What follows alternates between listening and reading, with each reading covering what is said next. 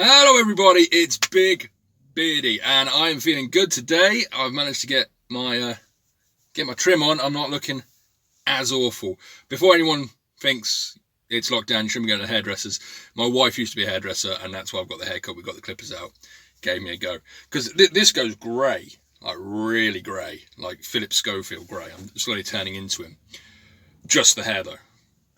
So anyway, moving on.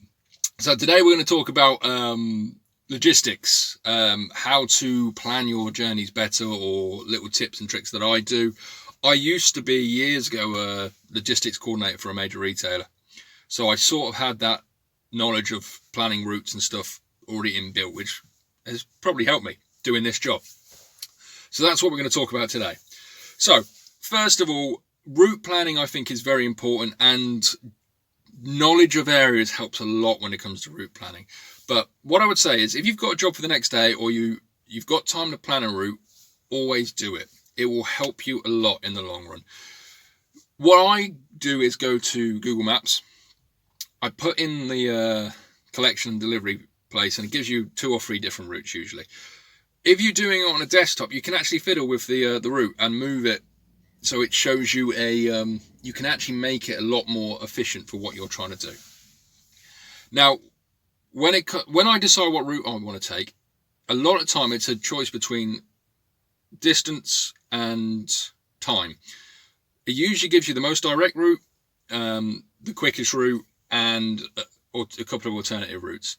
In this game, and this is the way I sort of plan my day and everything, is I want to do the least amount of miles, because the way this all works is the least amount of miles for the most amount of money. That's how you make profit.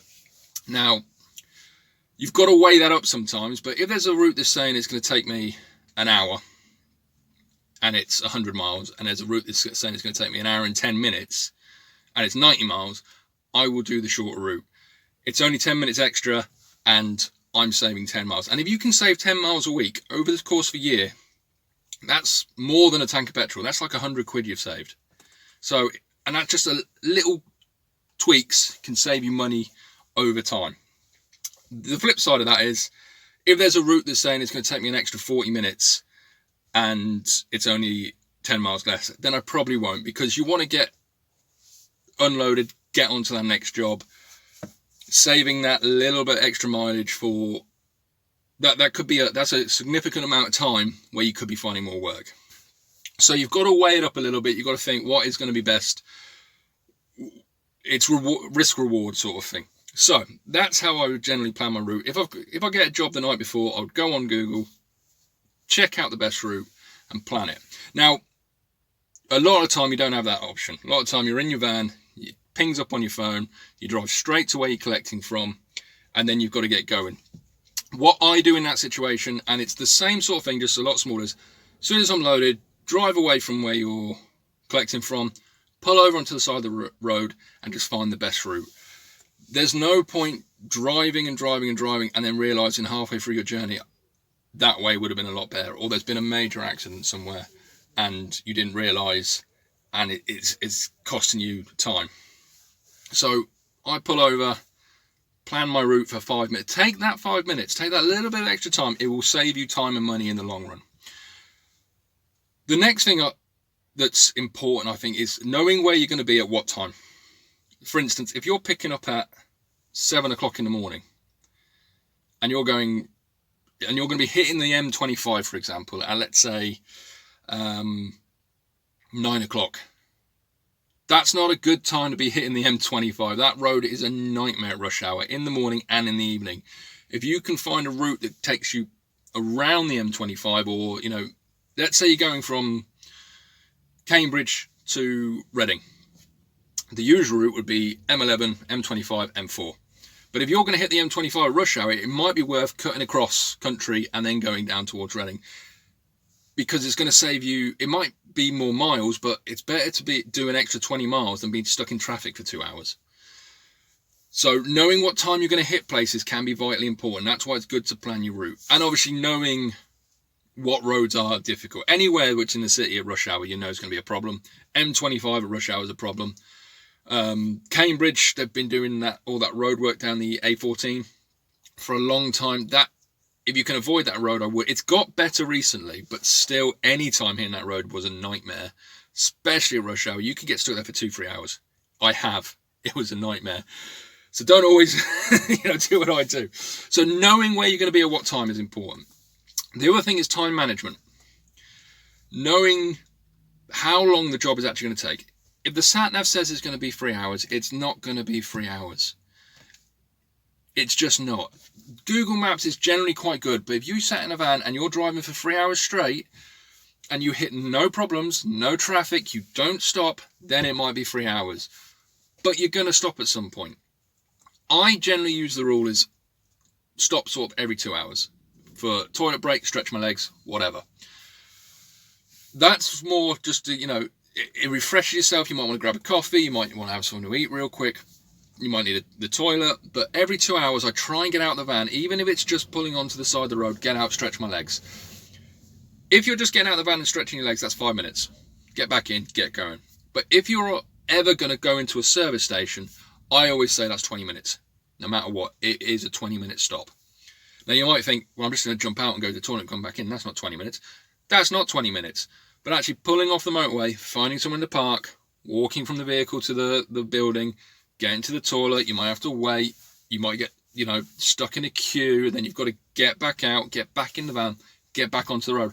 That is a 20-minute stop. You can try it yourself. It will take you 20 minutes.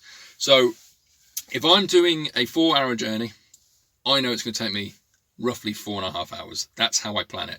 5-hour journey, I'm looking at, I won't say 5.5, I'll say closer to 6, because I'm going to be thinking I'm going to take 2 stops, which is going to be about 40 minutes. Some of you might be listening to this going, I don't stop that, but this is the way I do it. So if you don't stop that often, figure it out how you would do it. But I put 20 minutes, every 2 hours, I put an extra 20 minutes on. Saying that, if you're going up to it, let's say you're doing it's a 5-hour drive. There aren't many that are 5-hour drives, but from Norwich to Cambridge or from north to south, you will get long drives like that. I would always, even if I'm an hour away from where I need to deliver, I would probably stop anyway. And here's the reason why. If I stop and do my business and I'm ready, sorted, I've only got an hour to drive, I get to my customer, I unload, I'm still well within my time. If I hadn't had that stop, I would have unloaded and gone, right, I really need the toilet now. Or I need something to eat, or I need to have a quick break. I'd rather do it on the way to a job than when I've just finished a job, because that's time I'm losing trying to find more work. If you've already got the stuff on the back, you've got a little bit of leeway, especially, if you're not running late. If you're running late, then it's a little bit different. But you've got that leeway. You might as well do it whilst you're on the job. And then as soon as you finish that job, you can jump straight onto the next job.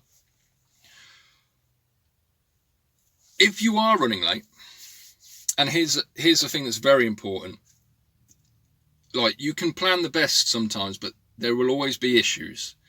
So if you are running late and there is a problem, make sure you contact the shipper and let them know what's going on. Shippers hate it when, you say you're 5 minutes away and you're an hour away or half an hour away. I had a situation where I got out of a depot late, had 3 drops, first one in London, one near Bournemouth and one the other side of Bournemouth. Got the last 2 drops off, and I could see that the job said it was going to be 3:30 that I was going to get there. I knew it wasn't going to be, because I was just about smack into rush hour traffic in the middle of Bournemouth. I was. Shipper phoned me, what time I'm going to be there? And this is the line I use when I talk to shippers. I say, listen, sat-nav says I'm going to be there at whatever time. I don't think I will. I think it's going to be longer because of if you say the sat-nav says that, they can't turn around and say, you said you were going to be there this time. I said, no, the sat-nav told me I was going to be there at that time. I always try and put that extra time on. If you're speaking to a shipper and they're saying, how long are you going to be? And you're an hour away. Say you're going to be an hour and 10 minutes. It's better to be there 10 minutes early than 10 minutes late. So if I get there, it says it's going to be an hour and 10 minutes, and I get there in an hour, the shipper's happy. I'm there 10 minutes early. If I say I'm going to be there in an hour and I'm 10 minutes late because I get stuck in traffic or something, then I'm 10 minutes late, the shipper's not happy. And if you say you're going to be there in an hour and 10 minutes, and you are there in an hour and 10 minutes, you're there when you said you were going to be there. So, just little tricks, little things like that make your life a lot easier. So, the things you should do, first of all, plan your route. As either the night before or once you've got it on board, pull over for 5 minutes. Just make sure you're going the right way. Your sat-navs and things generally tell you there's accidents or there's roadworks. Number 2, figure out where you're going to be and when you're going to be there. If you're going to be hitting M25, a city, at rush hour, know it's going to take you a lot longer. If you're going to go into the centre of London, add a lot of time to whatever journey you're doing, because it's central London. But know where you're going to be and when you're going to be there. That's really important, because you can either plan to go around it, or you can what's the word I'm looking for? Adjust to that situation if you have to go through that bit of rush hour or whatnot. I've completely lost my thought there. Number three, breaks. Make sure you plan your breaks into your journey. If you're doing a 2-hour journey, then there's no break. If you're doing a 3-hour, put 20 minutes on. 4 hours, put 20 minutes on, because 4 hours you get to the journey. 5 hours, I'd say put 40 minutes on. 6 hours is still 40. Then if it's any more than that, you're really going on a long run. But add those breaks, so that if a shipper asks you what time, you've just picked up, what's your ETA, and it's a 4-hour journey, say it's going to be about 4.5 hours. You're covering your own back, and they're not expecting you to be there in 4.5 hours. You're giving yourself that break. I usually use the line, it's going to be 4.5 hours as long as there's no problems.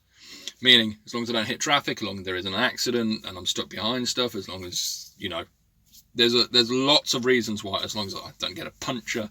4.5 hours if there's no issues.